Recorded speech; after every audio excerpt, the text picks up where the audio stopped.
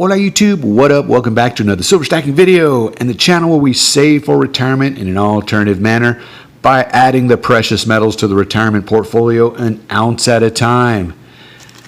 Well, here we are, ladies and gentlemen, sitting at $28.50 approximately spot price of silver, and the acquisition cost is over $30 an ounce. And so I'm sitting here thinking, I've got a nice healthy stack here.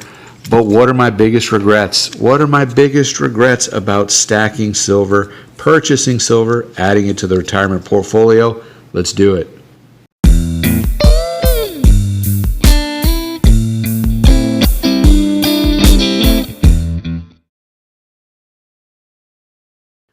And let's start with the obvious, the number one. While we just sort of look at some silver sitting in the generic press bar monster box.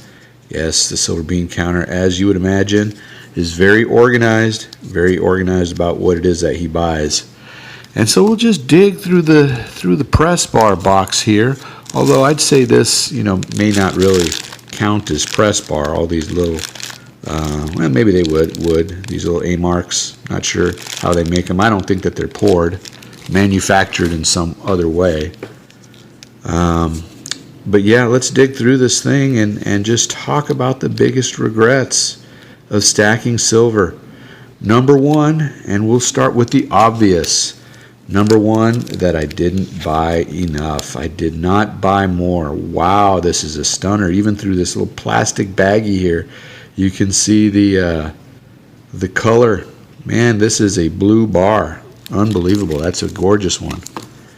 But yes, that I did not stack more. I wish I would have stacked more of this.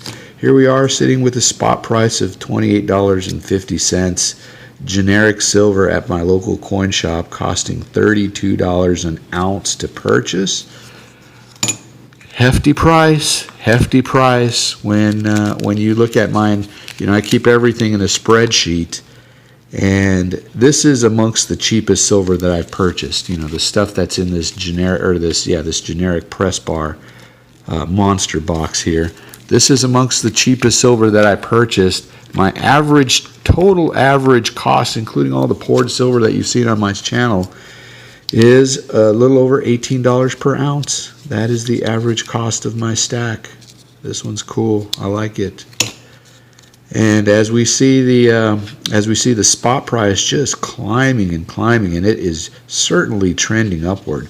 Could it potentially go down? Sure, it could, right? But we know that the government is going to continue its policy of monetary easing, quantitative easing in terms of just creating additional liquidity, additional debt via the Federal Reserve. And Bosch bar, that's pretty cool. Set this one aside here for a second. Maybe we come across a couple others in here.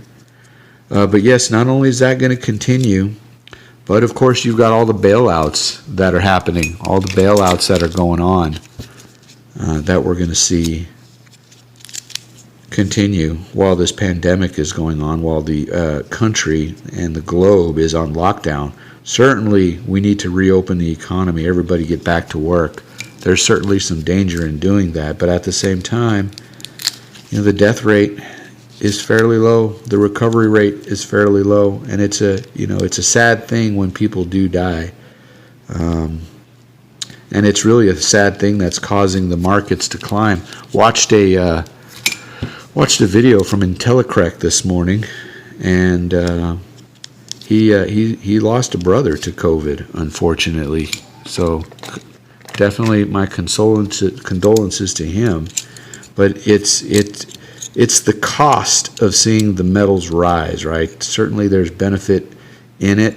There's been benefit in stacking it. We're seeing some of the causes materialize. We're seeing the reasons that we stacked in the beginning materialize right now. Certainly with some people it's hitting closer to home. And so another reason why my biggest regret certainly is not purchasing more, because this was only a matter of time. The pandemic was the trigger. The pandemic was the trigger. The conditions have been developing for a very long time. And those of us who saw this some time ago after the financial crisis of 2008 was an eye-opener. This is a gorgeous bar as well. Color isn't coming in quite as strongly as we saw in the other one, but it's coming in. I can see it on with the naked eye. But yeah, that was the trigger. Those of us who started stacking knew that one day we would see this, and certainly here we are in this time right now. So obviously, you know, I like Thanksgiving. We've seen a number of Thanksgiving bars coming up. I wish I would have gotten more. You know, just part of the same regret. Another regret is I didn't purchase more of just sort of fun, you know, some of these fun series, right? Here's the Queen's Beast. It's a collection I've shown before. But you can see the set I'm putting together here. And let me zoom out just a hair. Nope, that's as far as I can. Let me pull back here. You can see the set I'm putting together here of the Queen's Beast. It's the 2-ounce coin in silver, and then the 1/4-ounce coin in gold. On the gold, I'm not necessarily missing the fact that I didn't buy more of these or the 1-ounce variety. I'm certainly regretting that I did not buy these Queen's Beasts by the tube, because from a resale perspective, they've done very, very well, especially some of the earlier issues here. This one certainly turned out to be a hot coin, because from a design perspective, it was a big favorite. Same thing with the dragon. And I wish I would have purchased these in 10-ounce, at least one of them. Of each one of these. I did purchase this in 10 ounces, and they've done pretty well on the resale as well, holding those premiums for sure, even if you sell them on eBay and pay the fees. But wish I would have picked up more of the Queen's Beast coins, 2 ounces in silver. Another regret is, let me get these little things out of here, out of the way. Another regret is some of the things that just came out as first issues, things that were hot, you know, at the time when they first came out. Like, I did pretty well in purchasing the Queen Anne's Revenge. I bought 2 tubes plus several looses, and sold the 2 tubes. So I did pretty well. I did pretty well on those. Where I did not do well is the this is not the first issue of the coin. I think I have the first issue sitting in a different holder somewhere with the rest of these.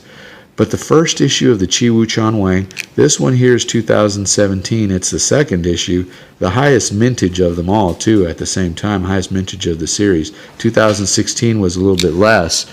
But they did not sell out like hotcakes. They did not go very quickly. They did eventually go, and shortly after they did, man, the prices on those started just skyrocketing. I bought one from Atmex for, gosh, I want to say $75, and that was the only one I bought. Sorry about that, guys. Quick little distraction. But it wasn't the 2016 or the 2017, this one being the 2017. It wasn't the 2017 that I purchased a single for $75 approximately. Don't recall the exact price, but it was in that neighborhood. It was only a single of the 2016. And so yeah, those are kind of some of my regrets. 3 of them there, 3 of the regrets of things that I did not buy. Just number 1, more cheap stuff in bulk, including American Silver Eagles, and just bars like this. More Queen's Beasts in the you saw in the display cases there, and then some first issues and hot things, just flipping potential. You know, I did not do enough of that, in my opinion. At the same time, I did pretty well. Picked up a whole bunch of ounces, as you can see here. And if the need should arise to take advantage of a quick sale or a trade into gold, I'm positioned pretty well to do that. So what about you guys? What are some of your regrets? I would imagine that some of you guys are going to have the same opinion as myself.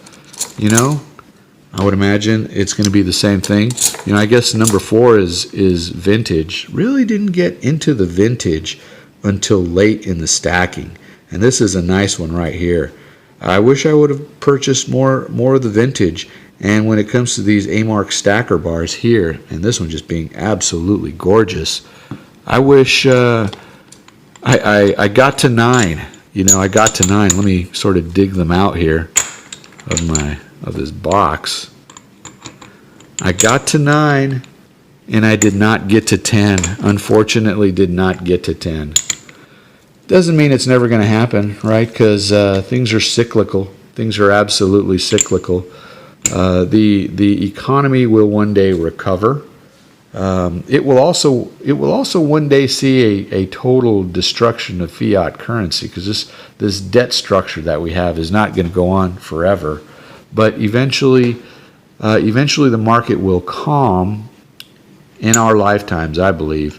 I'm guessing that we'll go through the same thing that we saw in 2008, although I think the metals are going to go higher than what we saw in 2010, 2011, 2012, in that range where, we've already broken the record for gold. I think we'll break the record for silver at the same time. The signs are there. We're set up to see that. Is it going to happen? Is history going to repeat itself exactly? No, history doesn't always repeat itself, but it does rhyme. And that's not mine. That is Mark Twain's.